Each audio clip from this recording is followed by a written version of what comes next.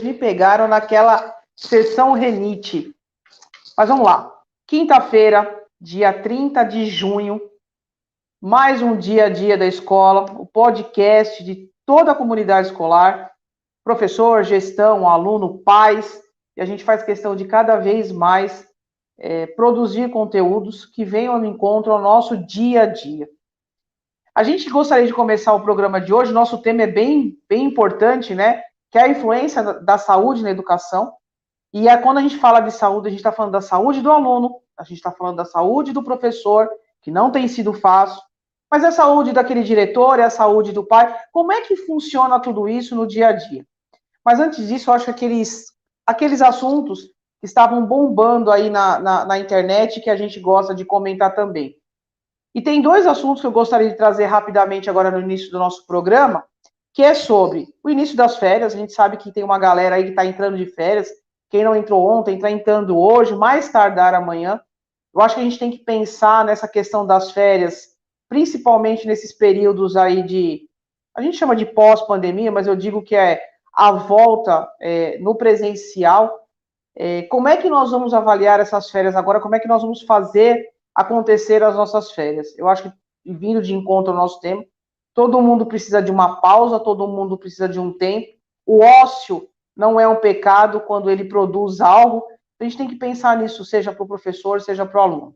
E, principalmente, tomar cuidado com aquelas postagens que a gente brinca e comenta, né? Não ficar afastado do aluno, ser um alívio. Afinal de contas, nós somos professores, porque nós precisamos dos nossos alunos ali na sala de aula e vice-versa. Essa relação é muito importante e ela precisa ser revista. É como eu disse, eu acho que depois de tempos de pandemia, nos faz avaliar as nossas falas e a nossa conduta. E outro tema seria a câmera, né, que estava lá escondida no banheiro, numa escola aqui, estadual da Zona Leste de São Paulo. Eu acho que já foi abrangido aí por vários canais sobre essa questão dessa câmera estar ali, o porquê da câmera estar ali. Mas o que eu queria trazer agora nesses 2 minutos aqui? Gente, a gente tem que tomar muito cuidado enquanto gestor, enquanto diretor, coordenador, com as nossas condutas internas da escola, até para manter, né, os nossos regimentos ali atualizados, a nossa postura enquanto cidadãos dentro da escola, né? Cada um tem um papel, tem o seu direito, mas também tem o seu dever. O que a gente só não pode esquecer é que existe uma legislação e é abrangente. Quando a gente fala de uma câmera escondida, principalmente dentro de um banheiro, a gente infringe várias regras. Veja, eu não sei se essa câmera estava colocada, como a própria diretora alegou, da gestão anterior. Existia uma questão, né, de uso de drogas, de entorpecentes dentro da escola, mas eu digo de novo, a gente precisa tomar muito cuidado com o que a gente se utiliza sem infringir as regras, sem infringir o que são leis. E as leis, muitas vezes, a gente não está falando só de uma lei educacional. A gente tem, como eu já disse várias vezes, a gente tem uma Constituição, a gente tem um ECA, a gente tem leis de proteção e a gente precisa estar atento a isso. Então, quando a gente toma uma decisão como essa, para que a gente solucione um problema, a gente não pode fazer desse problema algo muito maior, ou criar outros problemas por conta da solução de um princípio aí, do que a gente tem que resolver. Então, o diálogo entre as equipes, o diálogo com a família, o diálogo com esses alunos e a tomada de providência precisa ser dentro da legislação vigente. Então, a gente precisa tomar muito cuidado. Por melhor que seja a intenção que a gente tenha para solucionar um problema, nós precisamos entender, existe uma lei. Nós não podemos esquecer das leis quando nós estamos dentro das unidades escolares. Para que isso não se volte, não só contra a nossa pessoa, mas a uma situação todinha de uma comunidade. Então, a gente precisa, vez ou outra, visitar as nossas legislações. As educacionais e as que dão força, né, e embasamento para essas questões das leis educacionais. Bom, vamos lá. Patrícia, boa noite, bom estar aqui mais uma vez com você no dia a dia da escola. Como eu disse no começo, Tânia. Você me pegou na hora da renite ativa ali, mas tudo bem. Isso foi pegadinha, mas beleza. Né? Todo mundo sabe que eu tenho que me preparar para essa 1 hora de respiração. né? Mas é isso aí. Você já entregou o segredo, né? semana passada, né? Que você não Pois pode passar de 1 hora. Que você já... eu tenho um reloginho, senão vocês vão ter que me ver colocar o remédio Aí eu vou ter e que tirar a assoar o Tânia da nariz. sala para ela botar remédio no Exatamente. nariz. Reconstituição aqui. Mas vamos lá, hoje a gente tem um tema muito importante, né, Patrícia? Que é a influência da saúde na educação. E eu queria trazer para a nossa sala aqui a nossa convidada mais que especial, que é a Viviane Borges. Boa noite, Viviane. Boa noite, pessoal. Boa noite a Viviane, todos. a nossa convidada é neurologista infantil e neurofisiologista clínica. Ela é formada pela USP. Hoje ela atua no Hospital Santa Isabel, lá em Salvador, e no Centro de Neurociências da Bahia, né, em Salvador também. Especialmente no tratamento da epilepsia, do eletroencefalografia e do eletroneuromiografia. Olha só, palavrões tão necessários, né, Viviane? Palavras difíceis. Oi? Palavrão. É bom para jogar força. Mas eu queria que você falasse um pouquinho dessa sua formação, dessa sua experiência, antes da gente entrar propriamente no tema. Bom, a gente acho que é uma coisa muito legal esse tema que vocês resolveram abordar, né? Acho que uma coisa importante a gente comentar de saída é tentar definir o que é saúde, né? Saúde não é ausência de doença. Saúde é uma coisa muito mais ampla, né? Saúde é um estar, segundo a Organização Mundial de Saúde, a definição de saúde é um completo bem-estar físico, psíquico e social, né? Então não basta você ver a pessoa lá linda e formosa, não quer dizer que ela esteja saudável. Ela pode estar cheia de doenças, de outros problemas, né? De outros problemas e que não estejam permitindo que ela tenha um bem-estar e possa exercer seu lugar na sociedade, no mundo, plenamente, né? Então, para ter saúde, você precisa de muitas coisas. Não basta não ter doença. Você tem que ter um estado geral de várias formas, né? De vários pontos de vista. Isso é bem interessante, Viviane, porque o pessoal tem essa noção mesmo de eu estou saudável porque eu não tô doente, não tenho nenhuma doença física, né? Mas as questões emocionais e as questões sociais estão diretamente ligadas à questão da saúde, né? Exatamente. Porque se a pessoa não se alimenta bem, ela não tem uma casa para morar, todas essas questões sociais, elas estão diretamente ligadas à saúde física e emocional, né? Exatamente. E ele não vai poder exercer as suas funções de maneira adequada, né? Exato. Aí eu faço um adendo aqui, né? A gente também tem que tomar cuidado quando a gente fala dessa questão da falta de saúde aparente, né? Porque nós somos um país de um número de hipertensos enorme, de uma obesidade enorme, que a gente olha naquele contexto, o fato de não ter uma feridinha ou o nariz escorrendo, não quer dizer, eu acho que aí vem a prevenção, né? Eu acho que é importante a gente falar, que são silenciosas, né? Que você só vai descobrir ao longo da vida, né? Não, e tem pessoas que estão doentes. Eu tenho um convívio, né? Esse palavrão aí que você fala, né? Eletroneuromiografia. Eu faço exame em trabalhadores que têm doenças ocupacionais e que não têm ferida. E isso acarreta um problema emocional gravíssimo, porque a pessoa tem muita dor, ela tem muita limitação, muita dificuldade para exercer as suas funções, só que não tem nenhuma ferida. Então todo mundo olha assim, é porque essa pessoa não tem nada aparente, né? Não tem nada aparente, né? Então não tem um braço quebrado, não tem uma ferida à vista, e aí a pessoa chega lá se arrastando para trabalhar e as pessoas, que fricote, que preguiça. Quem tem a lesão por esforço repetitivo, o pessoal chama de LER, né? Uhum.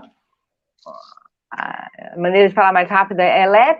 E aí, não, isso não é LER, é lerdeza. E aí a pessoa acaba desenvolvendo uma doença emocional gravíssima, às vezes até pior do que a doença física, pela dificuldade de compreensão das pessoas que estão ao seu redor. Às vezes não é nem só no trabalho, é o companheiro, é alguém da família, então as pessoas tá inventando coisa da cabeça. Exatamente. Isso aí, o médico, somatização. Exatamente.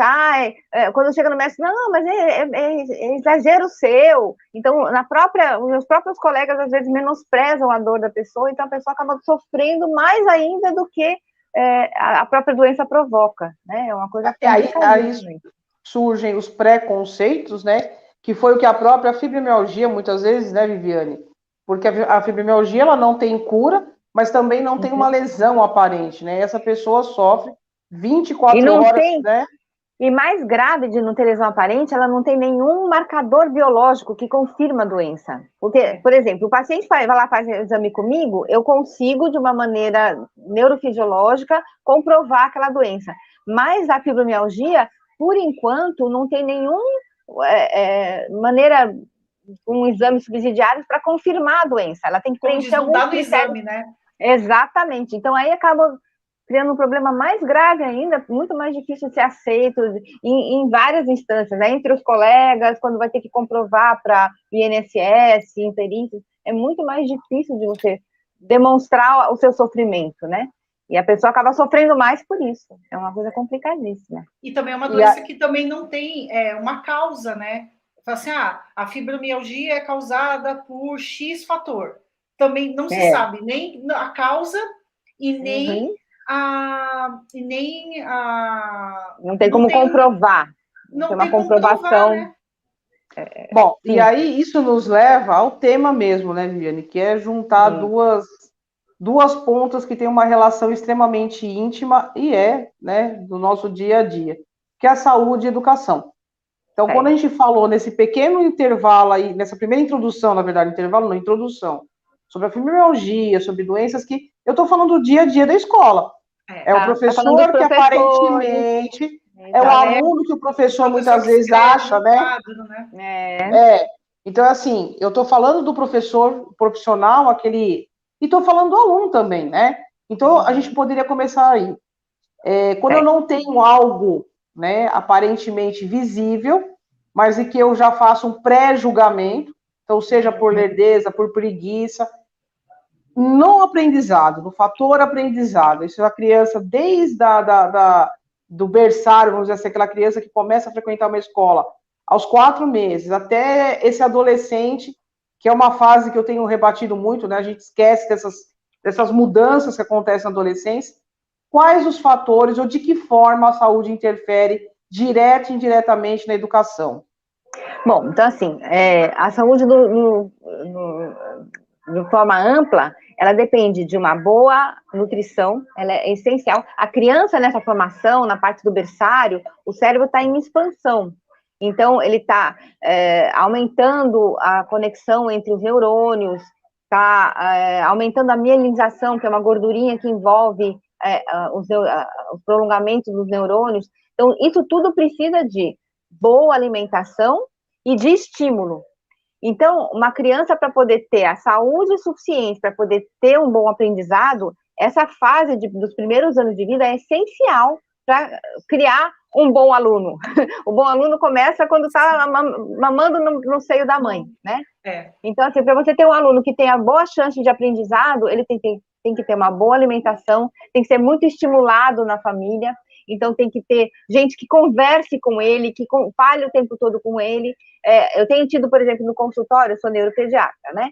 Então, chega a criança com atraso da linguagem e ficam todos preocupados. Será que ele tem o transtorno do espectro autista? Será que meu filho é autista e tal? Com 2 anos e pouco ainda não fala nada. Aí eu sento para conversar com a família, para entender como é que funciona aquela família. Pergunto se eles conversam com a criança, quem fica com a criança. Aí a mãe me dá um sorrisinho amarelo. Doutora, eu chego tão cansada do trabalho, né? Então eu fico no meu celular, meu marido fica no dele, meu filho de 12 anos fica no dele, e o nosso pequeno fica assistindo desenho. Como é que essa criança vai aprender a conversar? Se ela não vê, ela só vê, ela repete o que o desenho fala. E aí é fácil classificar essa criança como transtorno do espectro autista, porque ele só fica repetindo falas do desenho, mas por quê? Porque na casa não tem diálogo, não tem conversa, não brincam, não sentam para brincar com ele, não ensinam como brincar. Porque ele pega a rodinha do carro e fica rodando. Tem que brincar e mostrar, olha, o carro faz vídeo fom, né? Se não tiver o exemplo, a interação, a criança não se desenvolve. Então, esses primeiros 3 a 4 anos de vida da criança são essenciais.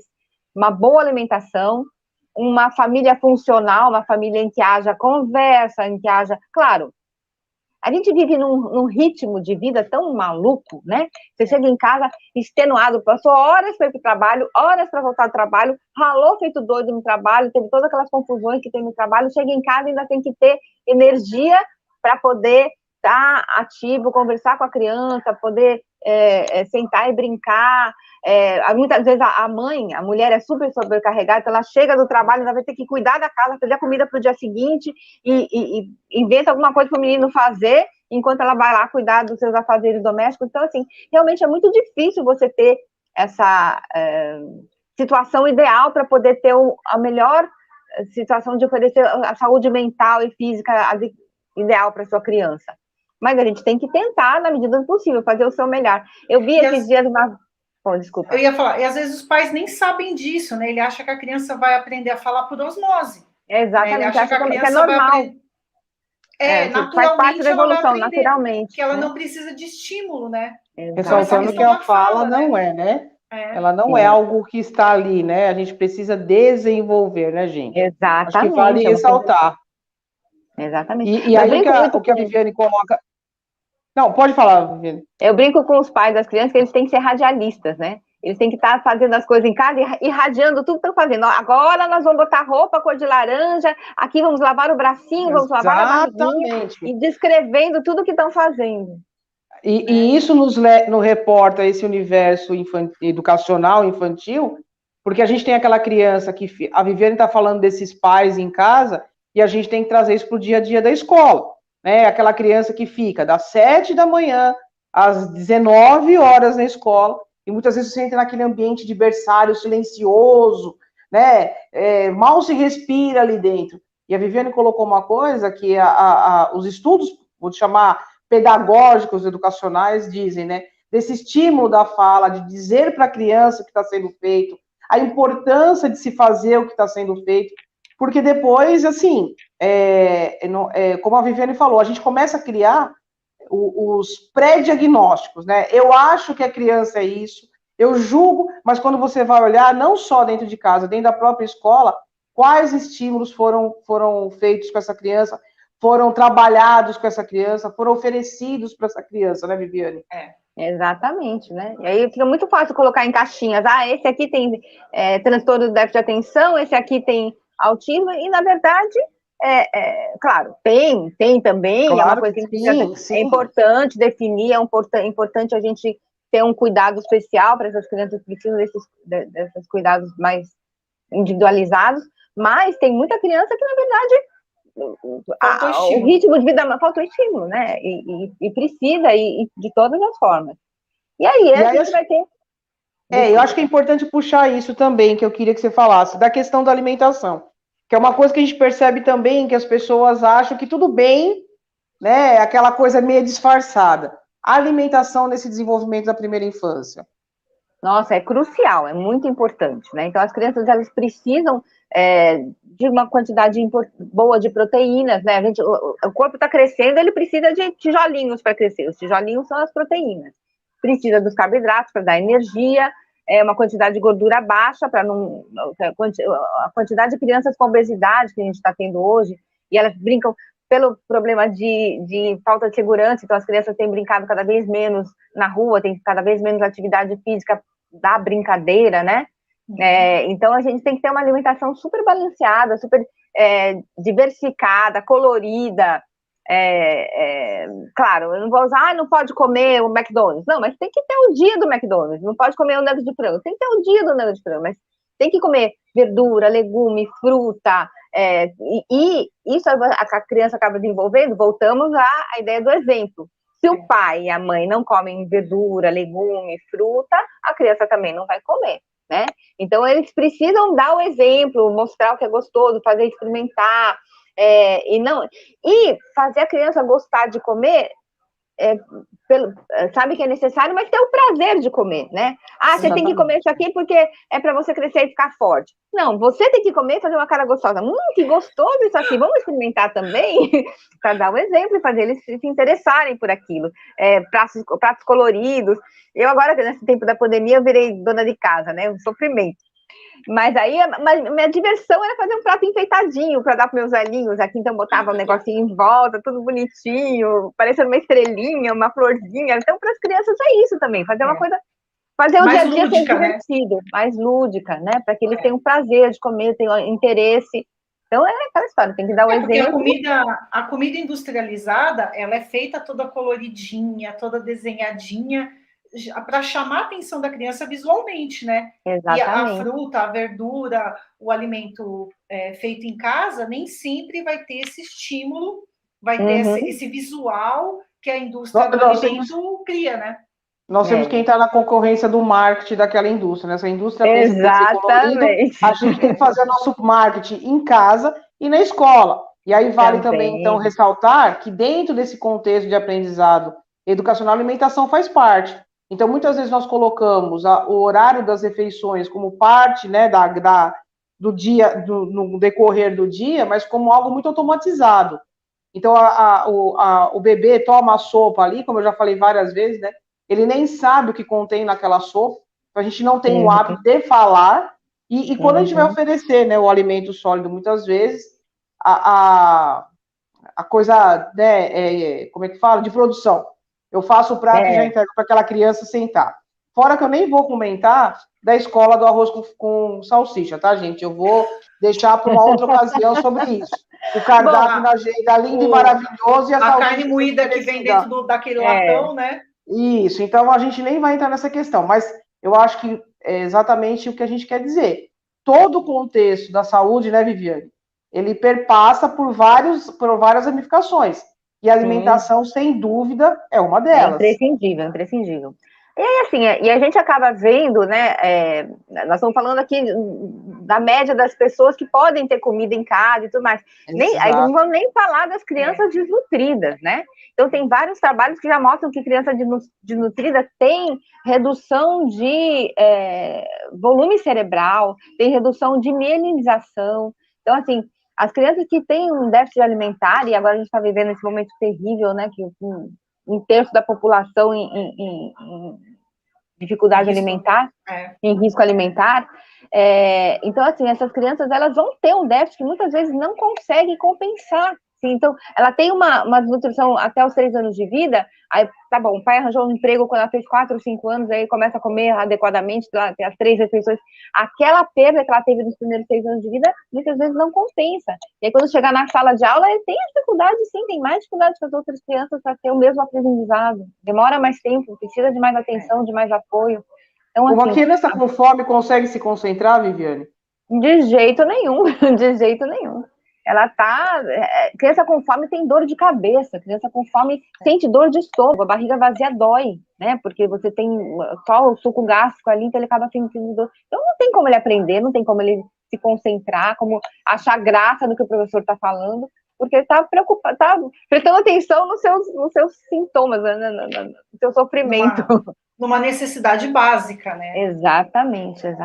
Então é muito complicado. Por isso que eu tô dizendo, a gente tem que lembrar que muitas crianças vão para as escolas e a primeira coisa que ela tem em mente é a comida, mesmo que em casa não tem. Então, você imagina uma criança que comeu a última refeição no dia anterior na escola, dá 8 horas da manhã, a cantineira começa a fazer aquela comida que vem, aquele cheirinho maravilhoso na sala. Nossa. Entre o que nós estamos falando na sala e dinamizando e aquele cheiro, é uma questão de necessidade, gente. Não é porque a criança não queira prestar atenção na gente. Acho que isso é muito importante ressaltar. É verdade. É muito difícil mesmo. Tem que fazer mágica para poder chamar a atenção da criança que está lá sentindo cheirinho e ouvindo o estômago roncar, bichinho. E agora também, a gente está tendo muitas notícias de redução de merenda nas escolas, de tá tirando a alimentação feita na escola, arroz, feijão, o alimento mesmo, a refeição, para colocar uma bolacha, para colocar um copo de suco, né? Como se a criança fosse se alimentar só daquela bolachinha, aquele biscoito, e vai aguentar um período escolar inteiro, né? Sem pensar na necessidade das crianças que precisam dessa alimentação para sobreviver, porque não está tendo alimentação em casa. Então, é um crime o que algumas prefeituras aí e algumas redes estaduais estão fazendo de tirar a alimentação, né? E assim, e cá entre nós, né?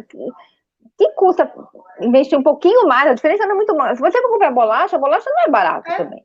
né? É. Então, se você puser arroz e feijão, e arroz e feijão é uma combinação tão maravilhosa, nós brasileiros tivemos muita sorte de ter esse hábito, porque o arroz e o feijão têm proteínas essenciais que a gente não tem corpo. E o que o arroz tem e o feijão não tem, os dois se complementam. Então, um prato de arroz e feijão, você tem todas as proteínas essenciais para o seu corpo. Então, uma coisa maravilhosa e básica. Claro, é bom que tenha também uma carne e tal, mas um prato de arroz e feijão já oferece para a criança aqueles tijolinhos que ele precisa para o cérebro se desenvolver, para o corpo se desenvolver.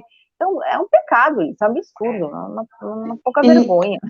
E isso, ainda pegando o foco de alimentação para a gente já partir para outras, acho que a gente também tem que falar do professor.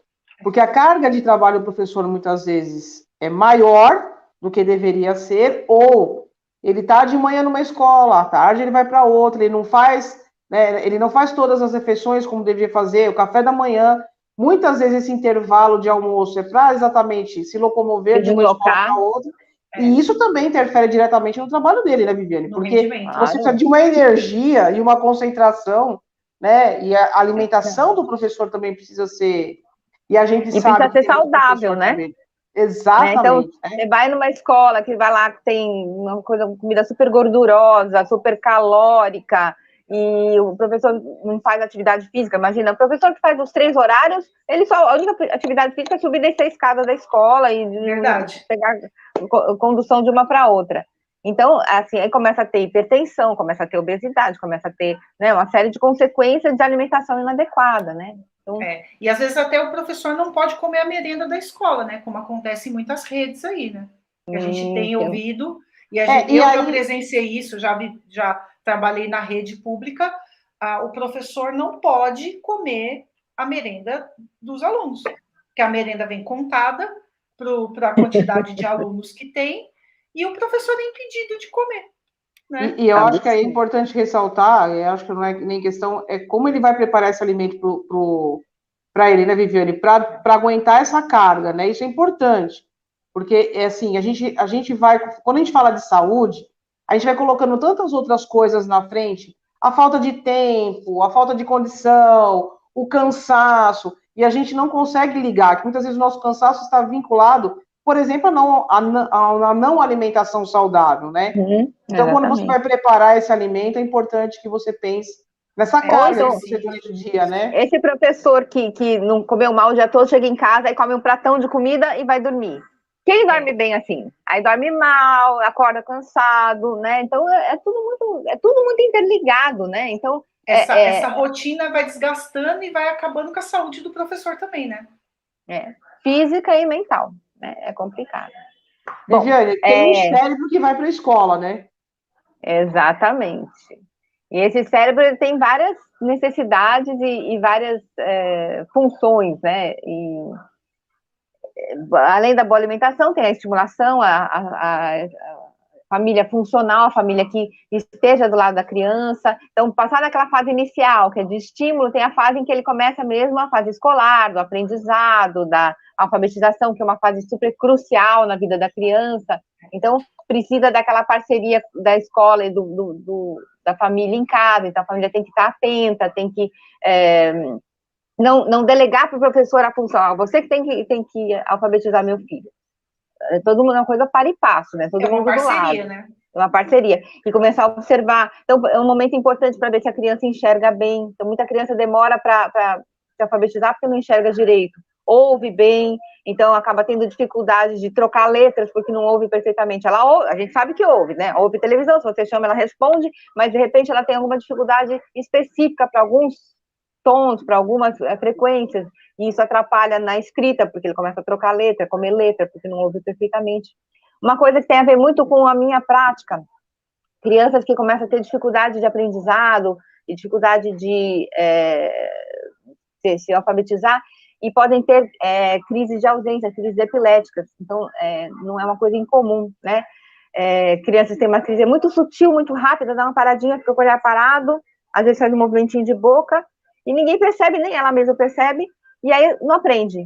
E já aconteceu comigo da mãe chegar com um caderninho da criança e estava escrito assim, eu comprei laranja, laranja, laranja, laranja. Eu tinha uma pequena crise, e aí a palavra se repetia várias vezes. Então agora a gente vai começar a pensar nas doenças neurológicas que podem afligir e atrapalhar o desenvolvimento da criança, né? Então, tem a epilepsia, é uma delas, você pode ter crises muito sutis e as pessoas não percebem.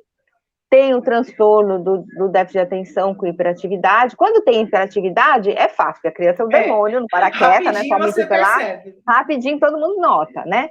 Mas quando é só um quadro de déficit de atenção, e esse transtorno do déficit de atenção é um espectro, né? Então você tem no extremo a criança que é muito agitada e no outro é só desatenta. E a associação entre as duas coisas ao mesmo tempo, né?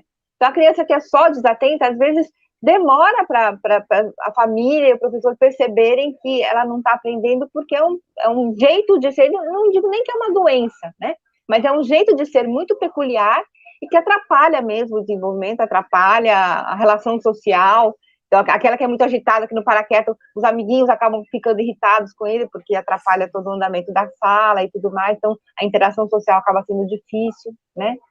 E tem também o transtorno do espectro autista, que existe, é uma coisa que tem uma certa incidência, não é raro, né?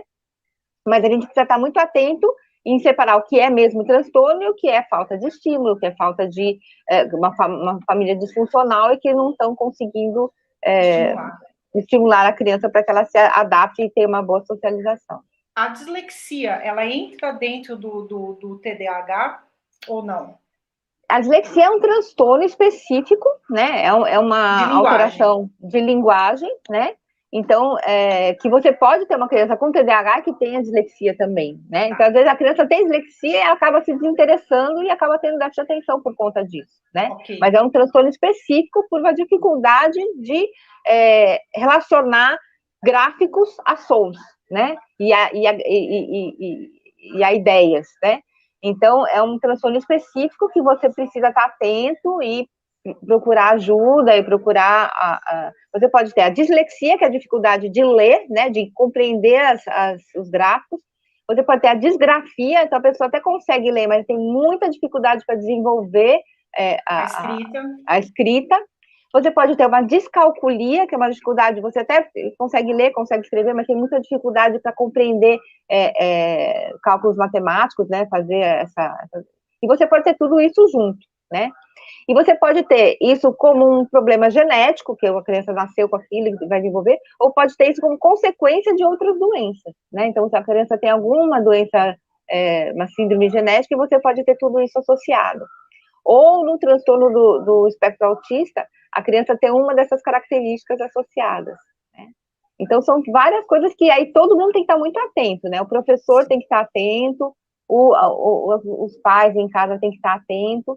Então, a criança que está naquela fase de desenvolvimento, naquela fase de alfabetização, que é um momento super crucial da vida dela como um todo, né? Como ser social até. Sim. E começa a ralentar e tem uma dificuldade, então vale a pena começar a investigar isso para ver o que exatamente está acontecendo, né? E a gente faz toda uma investigação. E quanto mais cedo, né, a gente começar essa observação, quanto mais cedo a gente começar quando for o caso de um diagnóstico, lógico, né, tem que ser um diagnóstico feito por um médico, profissionais da área da saúde, e quanto mais cedo a gente começa, Viviane, mais essa criança, né, e esse adulto terá uma vida mais saudável, inclusive emocionalmente, né, porque não é só cuidar dessa situação, né, mas é de todo o entorno que isso envolve, né. Sim, as crianças que têm qualquer um desses transtornos acabam tendo muita dificuldade de socialização, muita dificuldade de integração na escola, no prédio, né, na família, às vezes. Então, a criança, às vezes, nem é mal vista quando vai chegar numa festinha ou quando vai ter uma reunião familiar. Então, quanto mais cedo a gente encontrar o problema, mais cedo a gente começar a trabalhar em cima dele, melhor ter a chance de um bom desenvolvimento, de um bom relacionamento e de ter a saúde do jeito que a gente deseja, né? Uma saúde ampla. E como é que a escola, o professor, né, pode ajudar, nesse caso, a encontrar esse diagnóstico? Porque às vezes fica tudo no achismo, aí o professor começa a achar tudo, aí eu acho, ele começa a ler sobre autismo, ele começa a achar que todas as crianças são autistas. Aí ele começa a ler sobre TDAH, ele acha que todas as crianças têm TDAH, né? Como é que a gente consegue separar o que é um sintoma real do que a gente fica achando porque está estudando, está lendo sobre esse assunto? Olha, eu acho que assim, o rendimento da criança é uma coisa importante, né? Então você está percebendo que a criança não está aprendendo, está ficando para trás em relação à média da turma, é uma boa bandeira vermelha aí para te chamar a atenção. O comportamento e o relacionamento na escola é outra coisa importante. Está vendo que a criança está ficando muito de lado, muito fora do grupo, não interage com os outros amiguinhos, pelo menos não tem um ou dois amiguinhos com quem tenha contato, também chama atenção, é uma coisa para entrar em contato com os pais, para se investigar. Se a criança ela é muito obsessiva em certas coisas, né? Então, ela na pré-escola, hoje vamos conversar sobre tal assunto. Ah, não, eu quero falar sobre tal assunto. Querer sempre insistir num determinado assunto também é uma coisa que chama atenção, vale a pena entrar em contato com a família para pedir uma opinião mais especializada. E mais importante é não achar. Não achar e não dar nome. Assim, perceber que tem uma coisa peculiar. Essa criança é peculiar, é diferente, ela tá diferente. E aí pedir para a mãe, olha, a gente está percebendo que não está integrando, está tendo mais dificuldade que a média. Vamos ver se encontramos alguma justificativa para isso?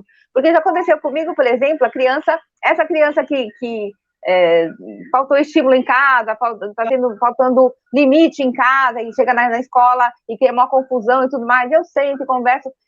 As consultas de crianças que não têm transtorno são mais demoradas e mais difíceis do que aquelas que têm. E aquelas que têm, rapidinho a gente já percebe, já enquadra nos critérios, essa criança é tal coisa ou tal coisa.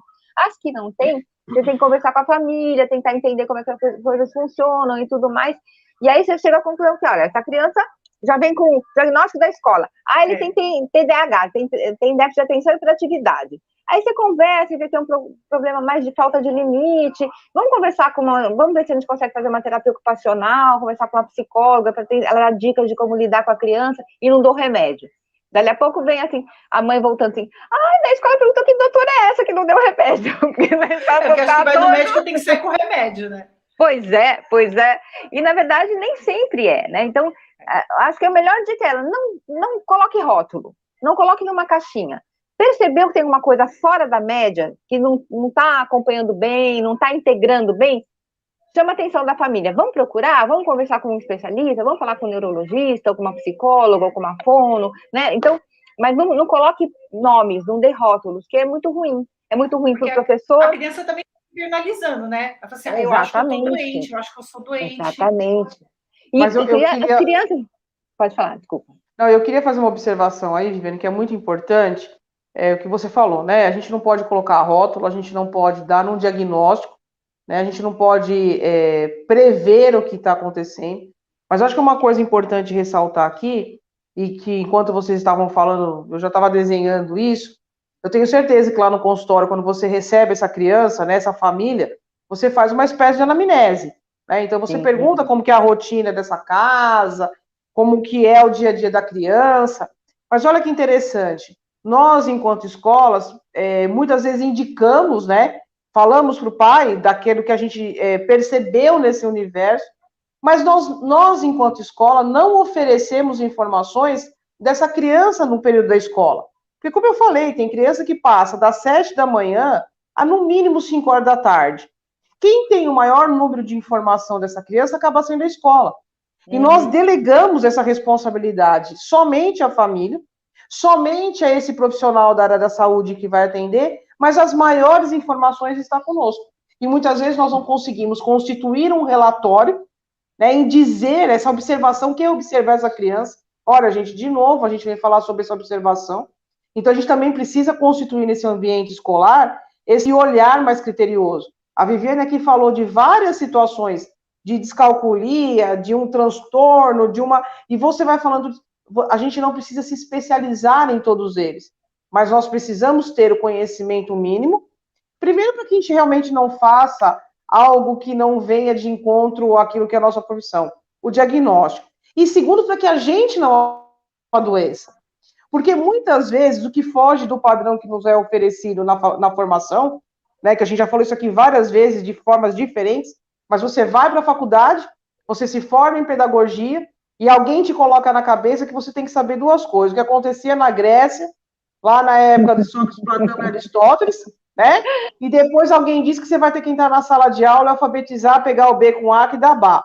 E aí você descobre que não é esse romantismo todo no ambiente escolar. Então nós precisamos ter o conhecimento mínimo e formar essas parcerias. Eu acho que isso fica não é nenhuma dica, é algo para a gente refletir e agir. Porque quando a Viviane estava me falando, né, estava falando agora para a gente, eu imaginando essa questão de consultório, que não é muito comum para a gente, mas o que nós oferecemos para que essa família, além daquela realidade dela, leve para esse consultório, para que esse diagnóstico seja feito da forma mais clara possível e diretiva. Porque muitas vezes nós ocultamos informações até com medo do diálogo da família, né, Viviane? E para que forme essa saúde mental, é preciso que essas duas instituições falem em conjunto, né? Uhum. Você falou a palavra mágica. Eu acho que tem que ter parceria. Acho que a criança desenvolve, aprende se houver parceria. Do professor com o familiar, do familiar com o médico, do médico com o terapeuta. A gente precisa estar todo mundo com o mesmo objetivo, querendo que aquela criança se desenvolva, né? Então tem que ter uma parceria. E assim, as crianças que eu tenho, as minhas crianças com necessidades especiais, que eu vejo os melhores desenvolvimentos é quando encontra uma escola parceira. Então, não, nós vamos botar essa criança para frente, nós vamos fazer ela se desenvolver, vamos fazer ela se interagir com os coleguinhas, e aí encontra terapeutas que são parceiros. Então, a palavra-chave é parceria. Você tem que chamar a família, porque tem muita família que fica assim, ai, tá falando meu filho é autista, ai, tá falando meu filho... Não te diga nada, só chama, olha, nós estamos percebendo que está tendo dificuldade. O que a gente vai poder fazer para tentar melhorar a chance do seu filho poder se desenvolver bem e se integrar melhor? E tem uma questão de expectativa também, né? Essa família, né? Oi? Uma questão de expectativa. Às vezes, vamos supor, principalmente na educação infantil, meu filho tem 5 anos e ele não lê ainda. Acho que ele tem algum problema. Mas você vai aprender a ler com 5 anos, eu tenho uma queixa terrível para fazer sobre isso, porque eu sou velha, eu sou do tempo que a alfabetização, a pré-escola era mini maternal, maternal, jardim da infância e pré-primário, e que a gente era alfabetizada no pré-primário aos 6 anos, né? E aí teve essa reforma educacional que eu achei maravilhosa, é muito legal, porque ela garante que a escola pública alfabetize as crianças. Legal, sensacional. Mas aí as crianças vão para a escola com 6 anos, no primeiro ano agora virou o primeiro ano, que é o ano da alfabetização. E aí, uma coisa muito louca que eu não compreendo, eles proibiram que as escolas de educação infantil façam alfabetização, tenham o primeiro ano. A educação infantil só pode Não é nem que está proibido. É assim, a obrigatoriedade de matrícula hoje no nosso país é a partir dos 4 anos. O que a legislação diz hoje é que, assim, até os 7 anos essa criança precisa estar alfabetizada. O que existe, né, a divergência do que acontece é que, muitas vezes, quando a gente fala de alfabetização, a alfabetização não é só fazer ler, ela é um processo, ela começa.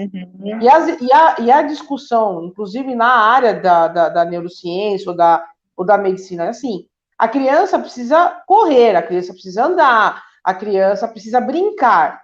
E quando alguém vai lá e diz assim, olha, parece que quando diz assim, tem que ser até os 7 anos, a gente pega e vai lutar contra o tempo. Então a criança de 2, 3 anos está sentada numa carteira com uma lousa na frente e um lápis na mão. Entendeu? Então, essa é a grande questão. Exatamente. Então, essa é a grande questão.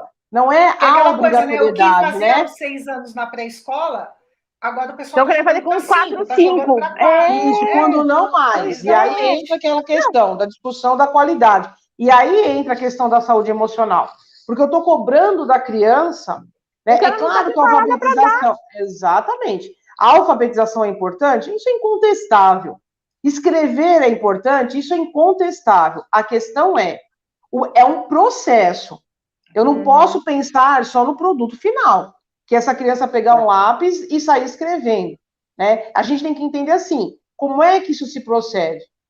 Então, não é deixar a coisa, né? Então, assim, quando a gente fala de obrigatoriedade, exatamente.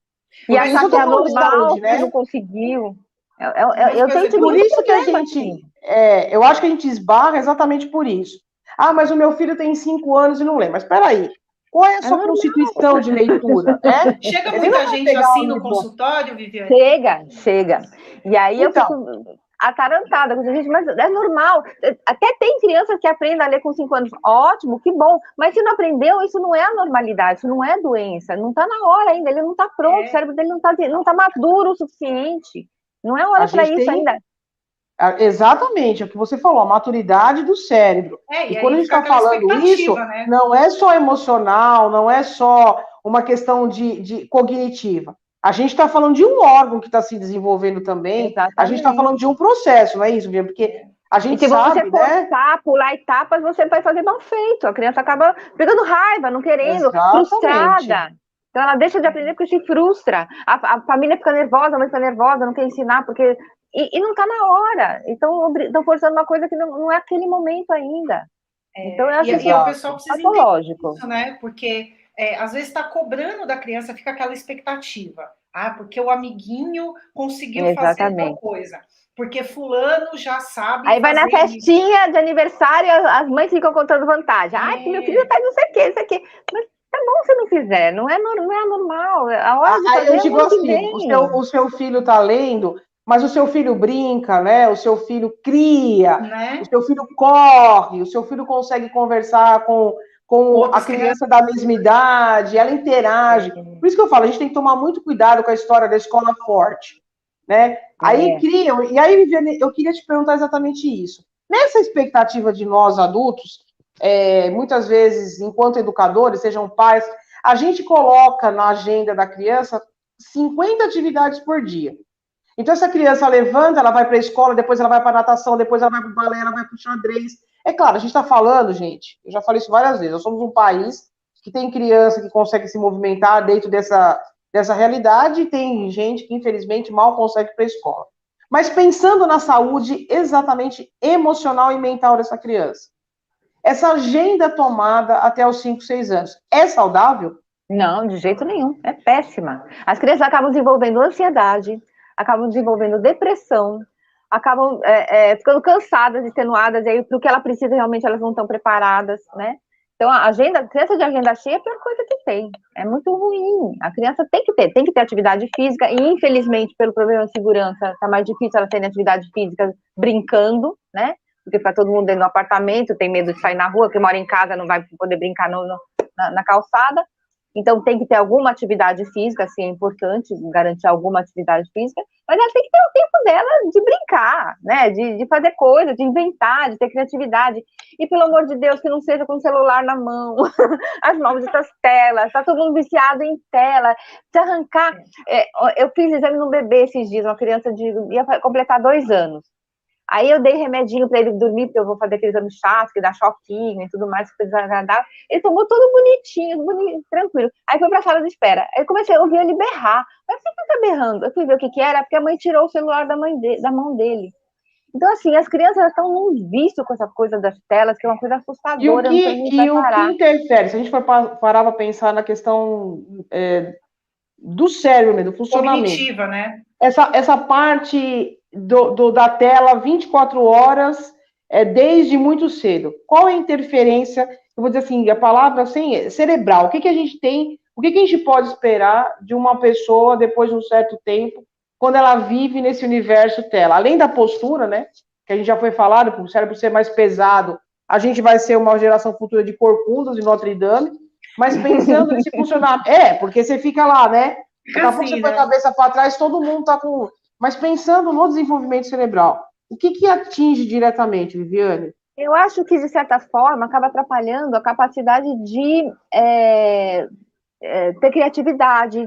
Porque você com a tela, você tem uma postura muito passiva, você só está recebendo informações, né? Então você não está criando, você vai ter muita dificuldade de ter capacidade de abstrair, né? Então a criança perde um pouco a capacidade de abstração, de criatividade, de invenção, de poder ter uma atividade mais ativa diante da vida. Então, muita tela, você está lá aberto e só engolindo informação. Você acaba tendo dificuldade na atividade crítica, né? Porque você acaba aceitando tudo como normal, como verdade, como ponto estabelecido, e acaba perdendo a capacidade de crítica.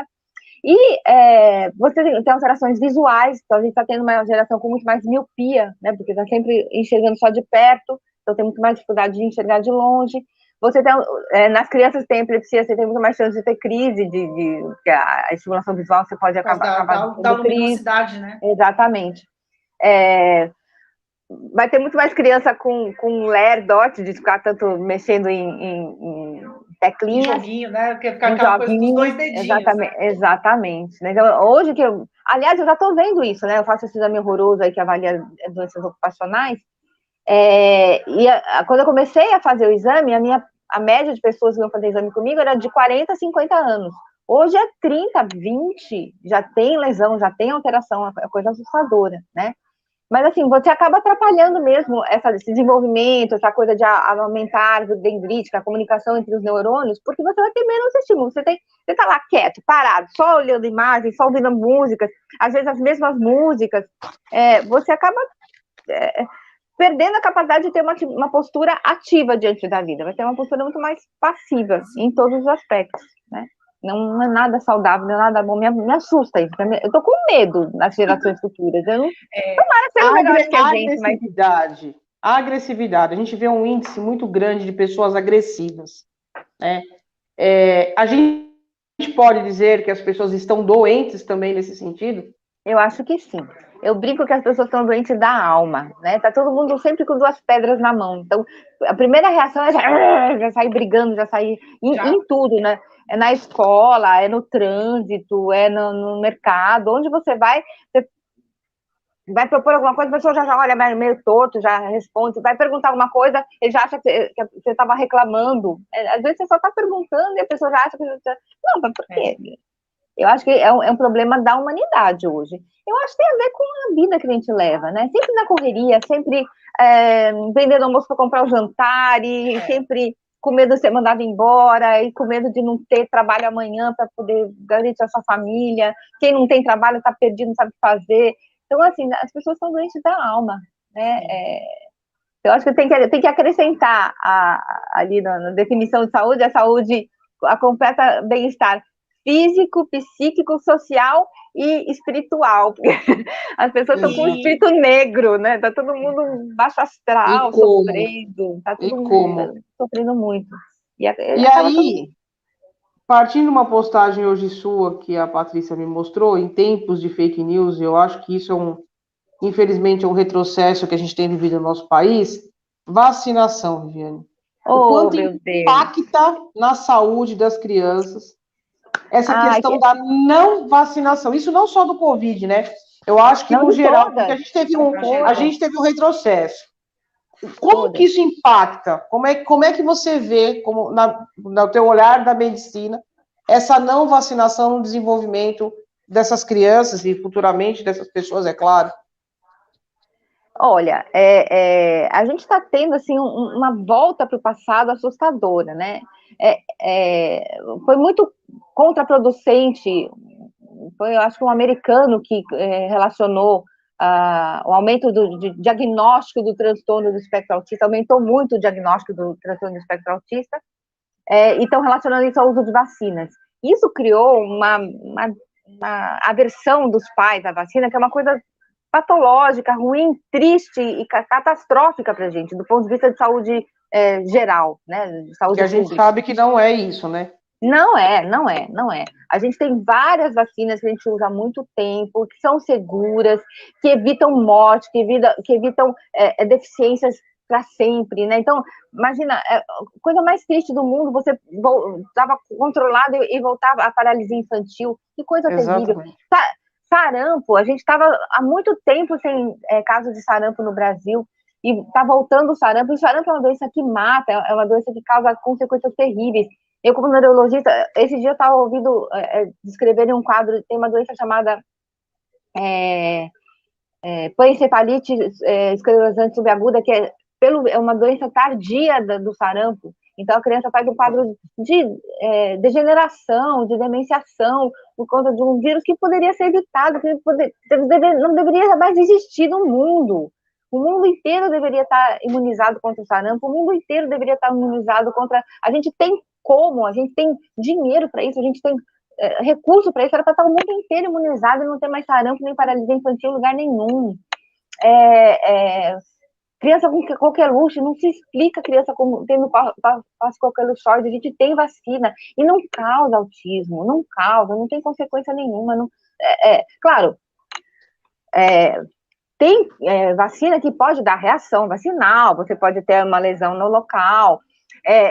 Eu já peguei raros casos de vacina da gripe que podem dar alterações do sistema nervoso, mas diante da quantidade de crianças que vai para um TI por causa de uma infecção por H1N1. É muito mais grave. A doença é muito mais grave. Dar, né? Muito mais grave. E quando não mata, dá sequelas, né? Deixa a própria Covid, né? Minha filha teve Covid em janeiro, coitadinha, o cabelo tá caindo pra caramba, e já estava vacinada, e foi tudo bem, e tudo mais. Então, assim, são doenças que não são para ter. Se a gente tem a vacina, tem que usar, e não são para ter. E é terrível essa onda de estupidez contra a vacina. Tem doenças que a criança vai ter e a consequência vai ser na vida adulta, né? Não, eu acho a longo importante... prazo. Então, quer dizer, você não vacina, a criança tem a doença e acha que acabou ali. Uma catapora, um sarampo, foi leve, não aconteceu nada. Mas aquele vírus está lá no organismo dela e vai causar uma consequência no futuro, né? Exatamente. Se ela tivesse vacinada, isso não precisaria passar por isso. Não, eu acho importante da tua fala também, Viviane, e aí eu queria que a gente até ressaltasse isso. Quando as pessoas falam assim, mas eu conheço pessoas que têm sequelas por causa da vacina. Gente, eu conheço gente que tem sequela por anestesia e você não vai fazer uma cirurgia sangue frio. Tem gente que já pegou, já morreu literalmente numa cadeira de dentista, porque o próprio dentista não sabia. Então a gente precisa trabalhar com dados, né? Então, assim, eu preciso trabalhar com números. Olha a matemática, quanto a matemática é importante. Para que eu fale isso nas redes, né, de que a vacina tenha... Quantos casos nós conhecemos de uma reação arbitrária, né, assim, diversa mesmo da vacina, e quantas vidas foram salvas? Nós erradicamos a paralisia infantil nesse país. E estamos arriscados pela volta. Temos, exatamente. E quantas pessoas nessa linha histórica tiveram alguma sequela da vacina? Então, a gente vai tomar cuidado, né? Quando a gente faz uma campanha contra isso, a gente... mas o fulano disse que... A gente sabe que pode acontecer. É um medicamento, ele é agressivo, é claro que é. Mas, vamos com cuidado, gente, porque senão a gente não toma remédio nenhum. Não é isso, Viviane? Sim. Se você lê a bula da dipirona, você não toma. Se você lê a bula do paracetamol, você não toma. Exatamente. Eu acho interessante. É lógico que a gente tem que saber o que a gente está tomando, isso é óbvio. Então, quando você está lá no pronto-socorro e começa a encher teu soro, você tem que estar ciente do que você está tomando, é óbvio. Mas primeiro, você vai lá ler a bula, você já não toma nada, né? Você morre da doença que você está, porque a questão adversa de cada medicamento, nós estamos falando de droga, gente. Nós estamos falando de droga. É uma coisa que você...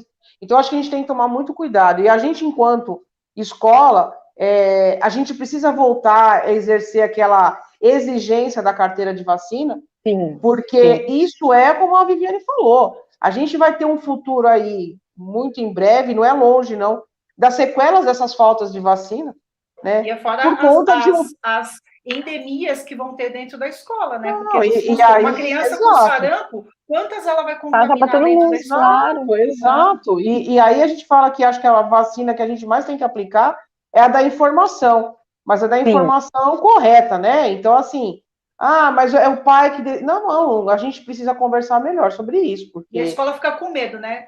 Porque se eu exigir a carteirinha, o pai vai tirar da escola. Mas, esse é o problema, né? Que o aluno não é mais um aluno, é um cliente, né? Isso é terrível. Exatamente. Se a escola exigir, o pai vai tirar. Só que o diretor, o mantenedor, o coordenador daquela escola tem que entender que aquela criança doente, que se ela ficar doente dentro da escola, quantas outras crianças vão ser prejudicadas por conta da desinformação de um pai, né? E aí vem nessa fala da Patrícia uma coisa muito importante, né? Primeiro, eu vou sempre perguntar a quem nós servimos na educação. Isso é fato. Você tem uma responsabilidade enquanto educador ou você tem um cliente?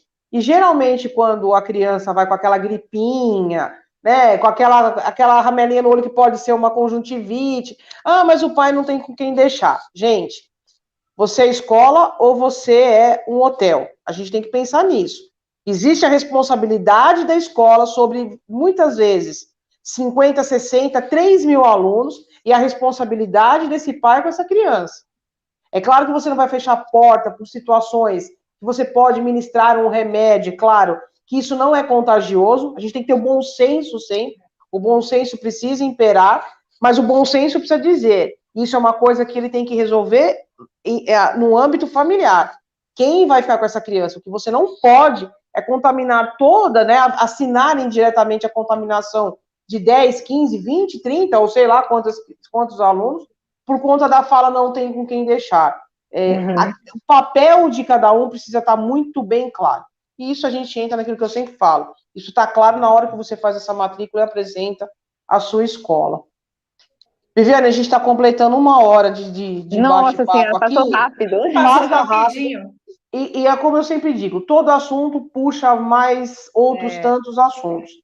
Mas uma coisa para finalizar que a gente não pode deixar de dizer, e é claro que eu tenho que pensar naquilo que é meu parceiro, que é meu professor, pós-pandemia, assim, existe uma questão muito grave emocional do professor, porque voltar para a escola, a gente fala que a gente tenta tratar isso com um assunto muito raso, mas para o professor essa volta à escola é se colocar também na linha de frente, como vocês da saúde estiveram o tempo todo aí, né, nesses tempos mais graves de pandemia, mas um professor, quando ele vai para a escola hoje, ele pode ter perdido, né, um ente muito querido, ele tem medo de contrair a Covid agora, né, de ser contaminado com a Covid, porque a gente fala que não, mas a gente ainda tem os receios.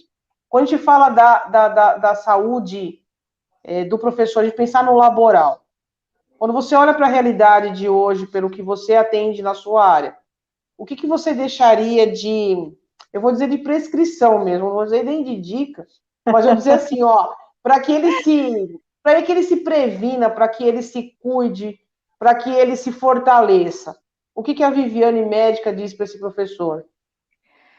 Olha, eu tô ficando velha e eu tô ficando cheia de filosofias de porta de bar, né? E a minha primeira filosofia de porta a minha primeira filosofia de porta de bar é do avião, né? Da comissária de bordo, né? Então você tá lá no avião, aí ele tá lá explicando o que vai acontecer, aí ele fala assim: olha, se houver uma despressurização na cabine, máscara cairão à sua frente. Aí você pega a máscara e coloca em você, para depois botar no vizinho.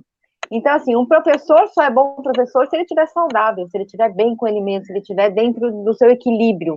Acho que a grande sacada da vida é ter equilíbrio. Então, o professor tem que fazer o melhor que ele pode, mas dentro dos seus limites, dentro das suas possibilidades. E tem que... ele não precisa cumprir o currículo, ele está lá para ensinar. Então, se ele conseguir ensinar para aqueles meninos que estão... que ele consegue chamar a atenção, porque ele já sabe que ele vai entrar na sala de aula e vai ter uma parte que não vai prestar atenção, né? Então, aqueles que estão afim, você consegue prender a atenção, se ele consegue ensinar o que ele pode, dentro do que ele pode, esse é o grande objetivo. Não queira garantir o seu trabalho, né? Atingir 100%, e fazer tudo, e querer abraçar o mundo com a mão, e correr com o currículo ao mesmo tempo, que tem que ter vários empregos ao mesmo tempo, pensar bem se vale a pena fazer os 3 turnos, né? Então, de repente, ganhar um pouco menos e sei lá, e dar uma cortada no orçamento, mas fazer um turno a menos para poder ter um período mais de descanso, né? Nem que não seja um período, não seja nem para corrigir prova, nem para...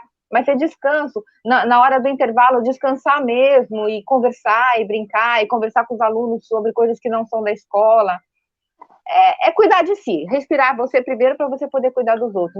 Quem não está bem não cuida de ninguém, né? Então tem que estar bem consigo mesmo, fazer coisas que te dê prazer, ter seus períodos de ócio para poder descansar, pensar em outra coisa, esquecer da escola, esquecer da sua atividade.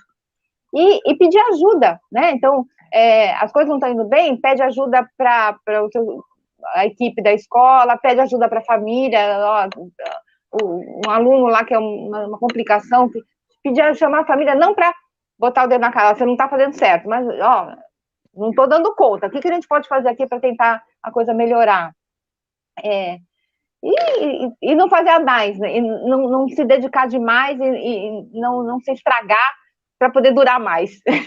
Né? Então, assim, digitar demais. Agora, antigamente ela escrevia do quadro, né? Agora não digitar demais, não, né? Não estudar demais. Ter um tempo para si, ter um tempo para sua família, dividir. Outra coisa de filósofa véia, né? Quando era um livro que ficou muito marcado na minha aborrecência, que era o Shogun, que era um inglês que foi para o Japão e ficou amigo do Toranaga, que era lá um samurai. E aí o Toranaga falava assim, olha, a grande importância da vida é conseguir colocar as coisas em compartimentos, separar as coisas, né? Eu tento fazer isso. Então, aqui agora eu sou tô batendo papo aqui, esqueci o que está acontecendo na minha casa, esqueci do que eu vou fazer. Quando eu estou no trabalho, eu sou a médica. Quando eu estou em casa, eu sou a mãe, ou eu sou a esposa, ou eu sou a dona de casa, ou eu sou a cuidadora dos meus idosos. Separar as coisas em caixinhas. Naquele momento, ser só aquilo. E não querer ser mais nada além. Não deixar que as outras coisas interfiram, porque senão você não dá conta de nada, né? Então, quando você é professor, você fica lá, naquele momento, a sala de aula, é o aluno, aquela interação, que conversar com o aluno, ganhar o aluno, fazer ele curtir, ter prazer em aprender, é muito mais importante do que cumprir o currículo que né? exigir. Exatamente. Então, tentar se cuidar para poder cuidar dos outros. Até porque a gente fala também de uma síndrome do pensamento acelerado, que a gente sabe que hoje muitas pessoas vivem, né, Viviane? E isso tem uma sequela muito grande, né? Porque a gente nunca está onde o nosso corpo está, exatamente. Né? A gente pensando está fazer lá aqui, em mas o seguida. pensamento, opa, peraí, eu estou sempre em função de um relógio. E com isso você, e assim, para você guardar as coisas na memória, a memorização é uma alteração da membrana do neurônio. Para isso acontecer, você tem que estar atento. A criança, isso acontece de uma maneira mais rápida, porque o neurônio ainda é muito maleável, é fácil essa alteração dessa superfície da membrana. Mas as pessoas mais velhas, isso vai perdendo. Então, se você não estiver muito atento no que você está fazendo, essa alteração não acontece. Então, você não memoriza nada, você não registra nada, nada fica.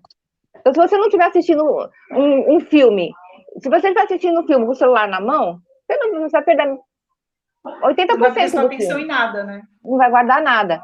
Se você estiver numa sala de aula com o celular na mão, o que o professor está ficando, pode ser o professor mais malabarista da face da Terra, não vai ficar. Então, assim, para você conseguir... eu brinco que é uma sociedade TDAH, né? É uma sociedade que você vai num restaurante e tem televisão aqui, não sei o que lá mais, e barulho e música ao mesmo tempo. Como é que você presta atenção na pessoa que está conversando com você? Tem tantos estímulos ao mesmo tempo, né? Isso é péssimo, isso é muito ruim. E aí, quando você vai tentar lembrar o que aconteceu, você se frustra. Não, então eu estou com problema de memória, eu não estou bem, eu não rendo. E, na verdade, a culpa não é sua, a culpa é da vida que a gente leva, da sociedade que a gente leva.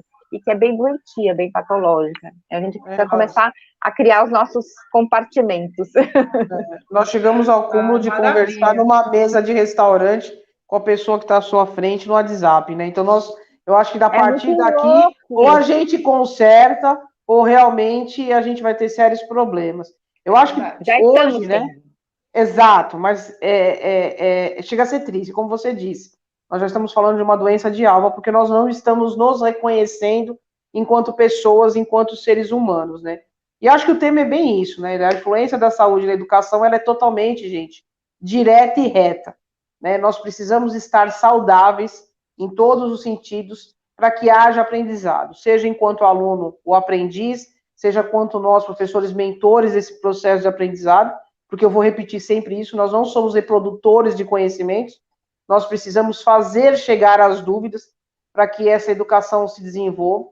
A gente tem que pensar que quando a gente fala nessa condição de saúde, a gente está falando de uma condição de cidadania, então em momento nenhum ela pode ter uma distinção de raça, de religião, de ideologia política, de condição socioeconômica. A saúde é um dever, né, do Estado, tem que ser garantido essa coletividade. É um direito, né? Exatamente. Ninguém está fazendo favor. Nós precisamos ter um olhar profissional enquanto profissionais, educadores mesmo, de que não adianta eu achar que o aluno vai chegar na sala de aula e que o nosso único problema é, como eu disse, transmitir um conteúdo. Para que esse aluno participe dessa atividade, seja qual for ela, ele precisa estar sadio em todos os sentidos. A Viviane ressaltou bem sobre essa questão da saúde da família. Não importa por quem essa família é constituída, né? Se é por duas mães, por dois pais, um pai, uma mãe, uma avó, uma tia. A questão do saudável é que assim, ó, Exatamente. É o ambiente que ele vive, né? Ele tem o papel dele enquanto filho, enquanto sobrinho, enquanto neto garantido. As necessidades básicas dentro dessa instituição família estão garantidas. Isso é um problema nosso, sim, enquanto educadores. E quando nós levamos todas essas falas da Viviane voltadas para esses estímulos, né, da importância que a família precisa fazer, nós que assumimos essa matrícula integral, se nós ofertamos isso enquanto escola, quanto integral, nós temos que entender que nós, sim, fazemos parte do processo de formação. A coletividade, aí acho que vale muito para você, gestor, enquanto diretor e coordenador, como é que você tem feito também para que a saúde do seu professor esteja assegurada no seu ambiente escolar? Como é que você lida com isso? Como é que você trata essa relação de profissionais para que ele chegue nessa sala de aula saudável também? A coletividade é você observar se o seu colega de trabalho, sim, ele se alimentou corretamente, isso está sendo falado. A água, né, Viviane, que a gente fala pouco dela, a importância da água. O aluno quer beber água, não deixa, o professor não leva a sua garrafa. Isso tem na questão cerebral, faz uma diferença enorme. E nós esquecemos da água. Exato. Então, eu acho que assim, gente, é um tema que a gente falaria, como eu sempre digo, mais uma vez, ficaria aqui horas falando da importância. A gente tem como desmembrar isso, mas o que é preciso ressaltar para fechar, sim, a saúde interfere diretamente na educação, e é a saúde do aluno, é a saúde do professor, é a saúde dessa família, dessa comunidade escolar. São nos detalhes que nós compomos essa saúde. A Viviane colocou muito bem. Eu observo a visão, a audição desse meu aluno, eu observo se ele se desenvolve na hora do intervalo, se ele está correndo, se ele está se comunicando com os outros. Ou seja, não é só conteúdo, né? É vivência, é atenção, é coletividade, né, Viviane? Isso aí. Viviane, eu queria muito, né, te agradecer, né, a Patrícia. Também agradecer muito pela sua presença. É um prazer, eu estou feliz da vida, muito legal, muito gostoso esse papo. E já fica o convite para próximas, né? Próximos assuntos que a gente tiver aí relacionado à saúde, já fica o convite para você voltar aqui nesse espaço e conversar com a gente. E para nós educadores, eu vou acompanhar vocês também. Obrigada. E para nós educadores sempre fica aquela lição, né? Para que a gente constitua a educação com a qualidade e com o seu devido papel, a gente precisa, né, da parceria com a medicina, com a psicologia, com a fonoaudiologia, com a psicopedagogia. Então, assim, é preciso que a gente converse, é preciso que a gente discuta, porque é a constituição do ser humano, né, Viviane? O cérebro é aquela caixinha de surpresa que a gente ainda navega e descobre todos os dias a sua funcionalidade. Temos muito que aprender ainda. Exatamente. Ou seja, temos muito que conhecer da gente mesmo, né? Porque, afinal de contas, a gente carrega esse carinha aqui, que é o órgão mais pesado, e muitas vezes a gente não entende ainda esse desenvolvimento, essa constituição no decorrer da nossa vida. Gente, eu queria muito agradecer quem está nos acompanhando ao vivo, quem vem assistir depois, nas pílulas que a Patrícia faz. Viviane, a coletiva é uma casa sua a partir de agora. A todos vocês, alunos, pais, falem. Eu falo assim, a opinião de todo mundo realmente é muito importante. O que a coletiva quer não é vender informações prontas, mas é uma reflexão para que a gente realmente tenha uma vida de muita vida, ou seja, repleta de tudo aquilo que a gente precisa. Tenham um bom descanso. Vocês que estão entrando de férias, descansem, se permitam o ócio. A gente vai descansar também. Vejam aqueles programas que te façam dar risada, que te façam conectar com você mesmo, se descubra qual é o seu gosto nessas férias. Leiam, assistam, não façam nada, fiquem de perna para cima, olhando para o nada, que isso também é muito importante. A gente também está de férias agora, a gente retorna dia... na última semana, 28, né? A gente vai dar um tempinho aí.